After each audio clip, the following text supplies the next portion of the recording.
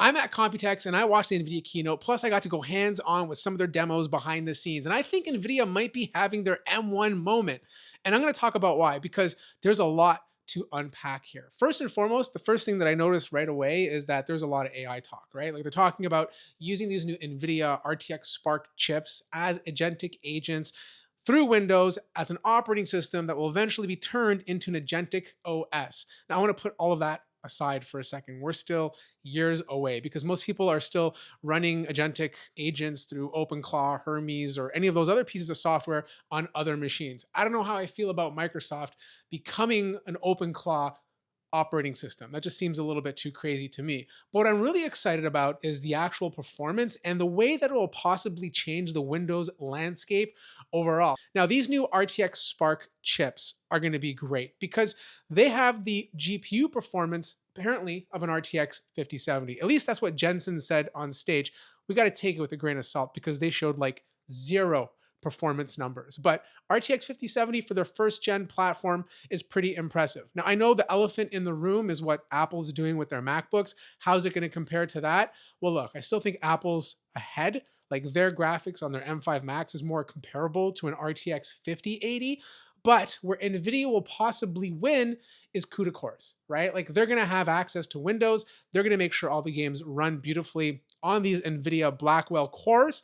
And that should translate into more applications getting ready for Windows on ARM than we saw before. And yes, this is going to benefit Qualcomm at the exact same time because they're using ARM as well, right? So all the software that's quickly getting translated is benefiting the entire industry. Now, I did go through a bunch of different demos, and the first demo that they introduced me to was their generative AI demo. And what they did was they had one of their new laptops, which happened to be the Surface Laptop Ultra, which looks very nice, by the way, running comfy UI. You obviously have your CLI open. You can use voice or just type to it and ask it to make changes on the screen. And you can do this by connecting, let's say, Photoshop to Comfy UI and having them work back and forth. And then the agent would do this for you on your behalf instead of you sitting there trying to figure out the complexity of how Comfy UI works or stable diffusion. And I gotta say, like, it looked good. Like it took about 4.5 minutes sometimes to generate a new picture, but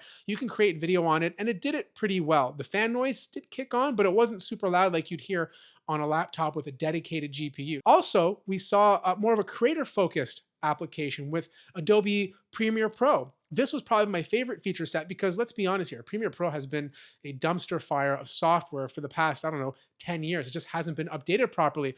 All the stuff that it was doing was all CPU focused. Well, it seems that NVIDIA has pushed them to put the GPU first, meaning you're just going to get a lot better performance from it. They showed an example where you can like click an object and it will automatically mask for you, and it did it pretty quickly, right? Which was great to see. So if that gets optimized for ARM, I can see a lot more people switching to these style of laptops rather than one with a dedicated GPU. The third area when it came to performance was gaming. The one I'm kind of interested in because, ARM gaming hasn't been that great right now, again, because of Qualcomm's GPUs, but they had about 4 different games loaded up. One of them was Pragmata, which I'm very familiar with. Great game, by the way. Now, they didn't have the FPS counter on the screen, so I don't know exactly what frames per second it was getting, but based on my experience, I would say I was getting about 40 to 50 FPS. The game was being emulated. It wasn't native to ARM, which is pretty impressive, okay? The next game I tested was Alan Wake, which I think was converted for ARM, and that was easily getting over 60 FPS. And you have to remember, all that DLSS technology, the upscaling, the frame generation is all coming down to this specific platform since it is using Blackwell architecture. The other game I tested, which is obvious to everyone, is Fortnite. We've seen what this can do already on Qualcomm. It's been native for ARM for the past, I think, 6 months already. And look, again, I didn't see FPS, but definitely over 100 to 120 FPS, the way it felt when I was playing the game. Now look, I don't know when I'm gonna get my hands on these laptops. They're talking about releasing them in the fall, but I'll be straight up with you. There's no way that these things are going to be affordable. And yes, NVIDIA is going to release versions with 16 gigabytes of RAM, 32 gigabytes of RAM. But if you really want to take advantage of all these agentic AIs and loading up large LLMs, you're going to want one with 128 gigabytes of unified memory. That's going to be expensive. Like, we know what that costs already based on the Halo platform from AMD. Like, you're looking at anywhere from $3,500 to $5,000. And I guarantee the most specced out versions of these laptops are easily going to surpass that.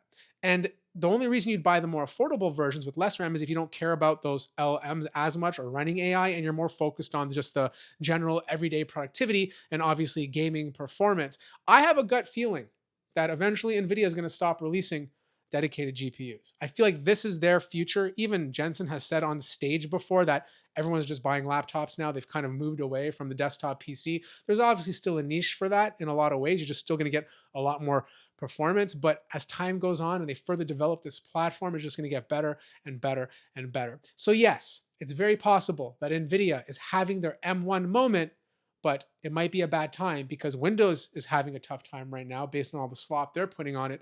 And the price of components are so high that it's turned a lot of people off from some of these devices. Either way, this is good for the industry. Regardless of how you feel about it, it's going to bring everybody up, especially Qualcomm, and that will be better competition for everyone. I'm going to have some of these laptops in the studio at some point, so make sure to subscribe to the channel so you don't miss those reviews. Also, if you have any questions, let me know in the comment section down below. Like the video if you liked it, subscribe if you haven't already, and I'll see you guys in the next one.